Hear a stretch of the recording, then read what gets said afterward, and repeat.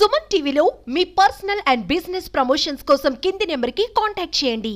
వర్షం తగ్గింది, బురద పోతోంది. ఏపీ వాసులు అమ్మయ్య అనుకుంటూ ఇల్లు వాకిలి శుభ్రం చేసుకునే లోపే వాతావరణ శాఖ జారీ చేసిన మరో హెచ్చరిక గుండెల్లో పిడుగుపడినట్లుగా మారిపోయింది.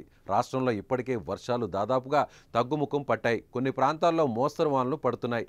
ఈ తరుణంలో వచ్చే 24 గంటల్లో బంగాళాఖాతంలో మళ్లీ అల్పపీడనం ఏర్పడుతుందని వాతావరణ శాఖ ప్రకటించింది. ఇది రాబోయే 2 రోజుల్లో వాయుగుండంగా మారుతుందని పేర్కొంది. దీని ప్రభావం పశ్చిమ బెంగాల్, ఒడిశా, ఛత్తీస్గఢ్, బీహార్ రాష్ట్రాలపై ఎక్కువగా ఉందని, ఆయా ప్రాంతాల్లో విస్తారంగా వర్షాలు పడతాయని వాతావరణ శాఖ చెబుతోంది.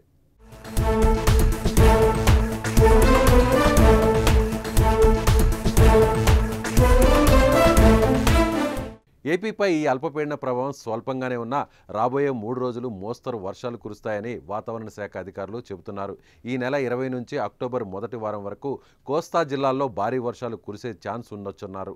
శుక్రవారం శ్రీకాకుళం, విజయనగరం, పార్వతీపురం, మన్యం, అల్లూరి సీతారామరాజు, విశాఖపట్నం, అనకాపల్లి, చిత్తూరు జిల్లాల్లోని పలు ప్రాంతాల్లో తేలికపాటి నుంచి మోస్తరు వర్షాలు కురిసే అవకాశం ఉందని రాష్ట్ర విపత్తుల నిర్వహణ సంస్థ తెలిపింది.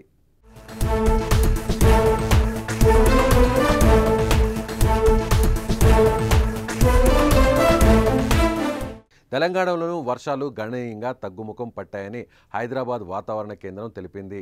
సెప్టెంబర్ 17 వరకు పలు ప్రాంతాల్లో మినహా మిగిలిన అన్ని చోట్ల వర్షాలకు బ్రేక్ వచ్చినట్లే అని చెప్పింది. అయితే ఇది కేవలం చిన్న విరామం మాత్రమే అని, సెప్టెంబర్ 18 నుంచి మళ్లీ వర్షాలు కురిసే అవకాశం ఉందని పేర్కొంది వాతావరణ శాఖ.